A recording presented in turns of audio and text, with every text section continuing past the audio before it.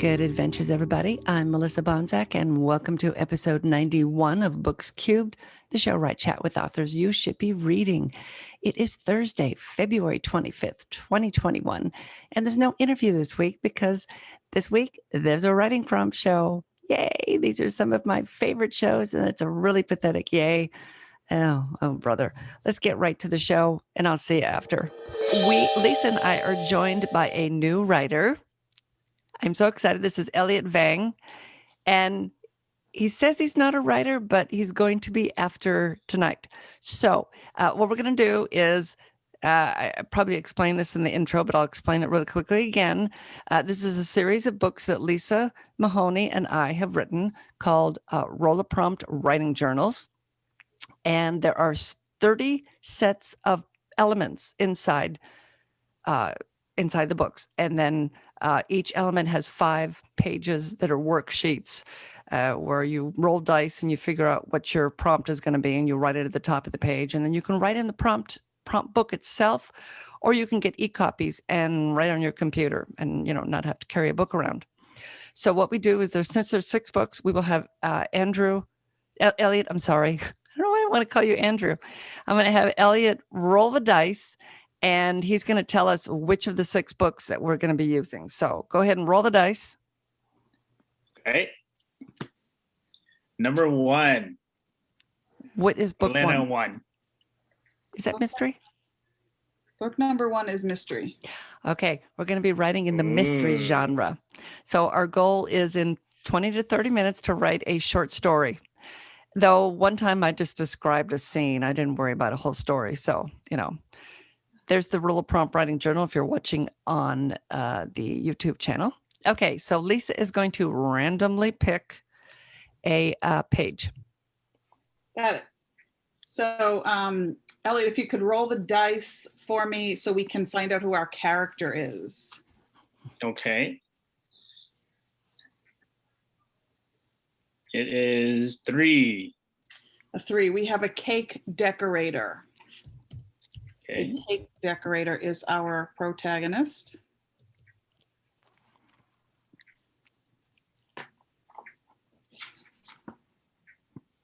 And then what's next? Oh, sorry. Yep, that's okay. Roll the dice one more time, and we're going to get a trait. So this is how we're going to describe our character in some way. 6. Proper.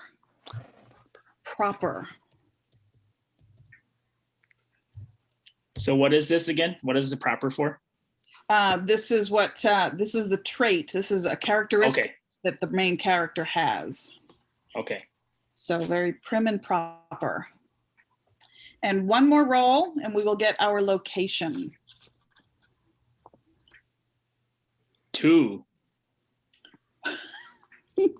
Oh. Behind a DJ booth at a nightclub.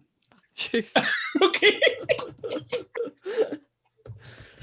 Oh, man. Nightclub. Okay.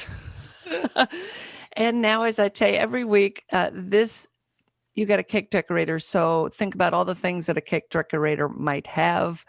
And those are all at your disposal. And you don't necessarily have to stick with anything that was picked. If it inspires you to go a different direction, roll with it. The prompts are to get people writing.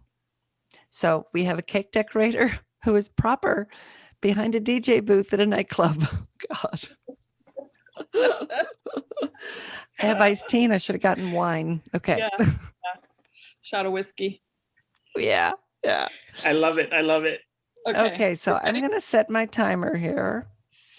And if you're listening, and hopefully you are, we will cut out all of the writing portion. You don't have to sit and watch us or listen to dead air as we write. We will cut magically to us reading, or to me begging for 10 more minutes, and then to us reading. So, okay. And are you two writing along with me? Oh, yeah. Yep. We all write. Okay, we all use the same prompt, and we will all come up with. I wasn't sure if you're just going to laugh at me, but. No. If I could just, Elliot, when we first started doing this, we would each roll different prompts, and we would get, these all these different stories. And then we morphed into, it would be really neat to see how several people take those same 3 elements and how different they can make their own story. So that's why we do it this way, is that it's so, fun and inspiring and just, ingenious. Sometimes you say, wow, I never would have thought to do that with that character, or I love how you started it and I went in a different direction. And so that's the beauty of the way we do this, is, and, just to see really the different subjectivity that we each bring to the piece. Yeah, and I love it because it just goes to prove how unique each and every one of us are, right? Yeah. And this is what proves it. So I love it. Okay. Yep. Okay, I have got the timer set. I'm going to mute myself because I'm going to be talking, because I dictate, because I have issues with my hand. And then I will jump on and let everybody know the time and such when we hit 20 minutes to see if we need more. Okay. Good luck, everybody. Bye. Okay, how'd you guys all done? Yes. Is this how writing is? I have like a bunch of chicken scratch all over my paper. Yeah, I was just gonna say, yeah. And mine would be too if I could. Oh, that's great. That is great. Yeah, chicken scratch. That is great. Yep. Okay, mine absolutely sucks, so I'm going to read it first so I can get it out of the way. No such thing. Yeah. Okay. So let's see. So we had a cake decorator, proper, and behind a DJ booth at a nightclub. So mine's always really short too. Candace set the box on the table and smoothed the sides of her ponytail. The steady thump, thump, thump of the music was eating away at her patience. She'd already been there for 10 minutes, waiting to find out what message she was supposed to get iced into the cake. 10 long minutes, and no one had come to find her. Maybe they'd forgotten that she existed. She was blocked by a wall and a set of stairs that led up to the DJ booth. She wanted to work her way around the crowd and try to get the attention of the woman who'd hired her, but she didn't want to leave the cake. So she stayed where she was and rocked on her heels and eyed the man dancing in the cage suspended from the ceiling. After what felt like another 10 minutes, she peeked in the zippered pouch beside the box. The bag of icing was holding up. She slipped a hand around it, giving it a gentle squeeze. It was still firm. She'd be able to write whatever message she was supposed to write. Motion caught her eye and she glanced up. The dancing man's cage was swinging faster now, matching the rhythm of his hips. She felt a hand on her shoulder. Finally, the woman had come back. She turned, but it was a guy in tight jeans and a shiny blue shirt, dancing or having some sort of a fit. He was bouncing around, his arms flinging this way and that, his fingers snapping, his head bobbing. He winked at her. Let's see. I'm trying to read my dictation. Moved closer, swung his hips against hers, nearly knocking her off her feet. She recovered, held up a hand to push him away, but he didn't take the hint. He wrapped fingers around her wrist, yanked her toward him, and twisted her arms, spinning her in a circle. Then he pulled her close, stretching her hand out and wrapping his other arm around her waist. She could feel his breath in her ear. He was saying something, but she couldn't make out the words. And then he put a hand on her shoulder and pushed her back, twisting her arm again and spinning her in another circle. Enough was enough. As she came out of the spin, she passed the table, grabbed an edge, reached for the pouch, found the icing, and aimed it in his direction and squeezed. So much for the message. She'd already been paid. That's it. Oh, you guys are muted. Go ahead and unmute. That's great. Great. That was great. Oh, I felt like you were walking me through it. So that was awesome. Cool. You're right there. I mean, yeah, the action that you're able to convey. I mean, my favorite image was, his arms flailing and snapping his fingers and winking at her. I mean, it was just so visual. That was great. Oh, yeah, good, it was. Good. All right. Who wants to go next? That is, we'll leave it up to the guest. If you want to go next, or you can go last. You pick. I'll go last. Okay. Yeah. Fine by me. I have no shame. Okay, so it might take me, I'm going to read a little slow because I've got lots of scratches in here. The bang, boom, bang of the god-awful music luckily drowned out the equally god-forsaken swear words that found their unfortunate way into everyone's linguistic lexicon these days. Had they no decorum? How had society devolved into such impropriety? Benny blocked his ears as he made his way over to the elevated station at the far end of the dance floor. When he arrived at the booth, he took in these unfamiliar surroundings. He took in the unfamiliar surroundings. He hunched over the turntables and mixers and pursed his lips in dissatisfaction. He thought of his own tools, the real tools, none of this techno-wired automation of a life, manufactured cacophony. No, what people needed was the quiet, masterful work of the hands on whisks, spinning the baking ingredients round and round in a large, shiny mixing bowl. A quick silence, then shifting sounds and a new song. You spin my head right round, belted out from the speakers. The words collided with Benny's favorite image of turning the cake batter over and over, switching from whisk to spatula, folding the batter in onto itself, perfection.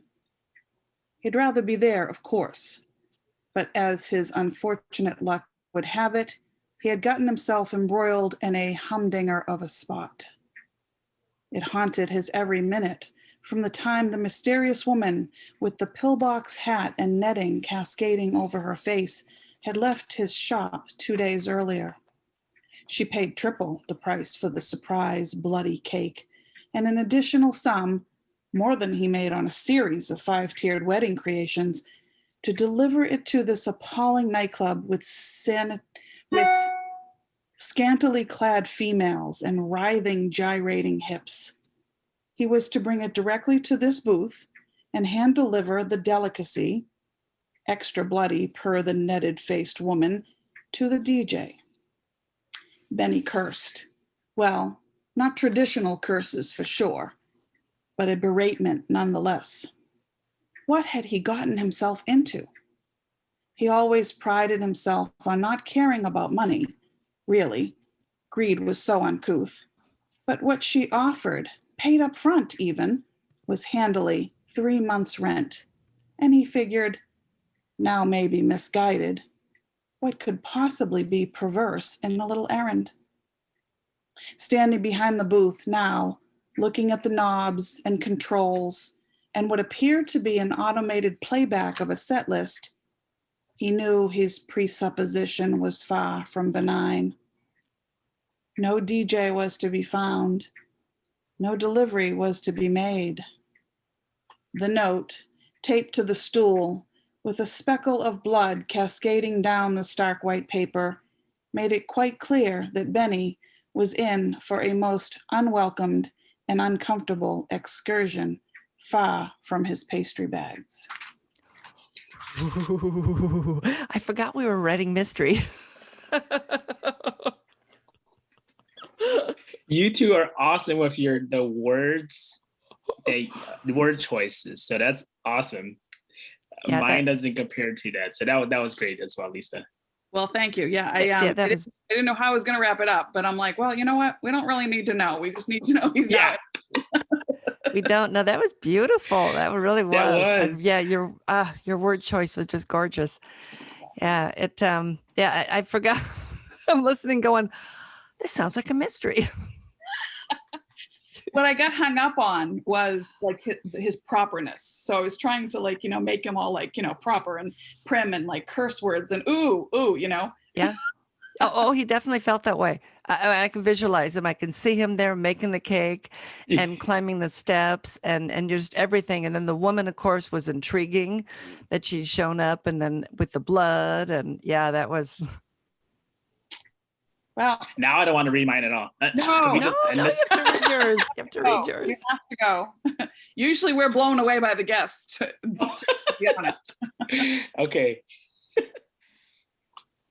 DJ, hit the music, shouted from behind the curtains of the DJ booth.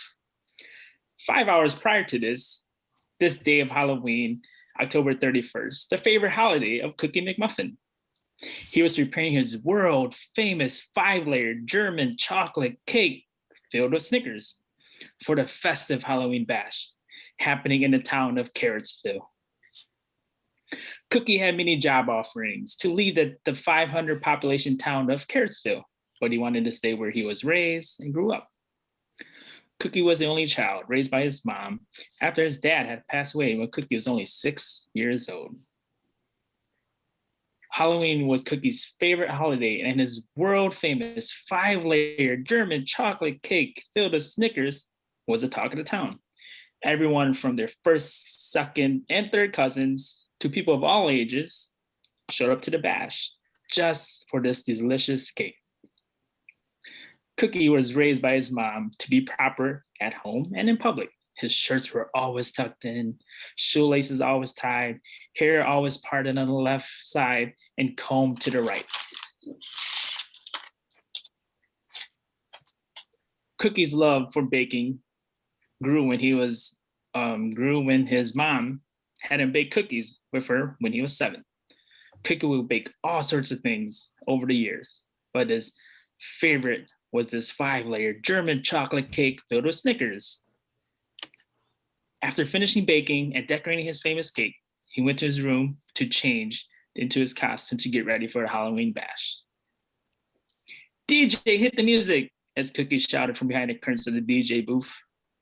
As the music starts playing, the crowd stops to listen to the music, the beats they've never heard before.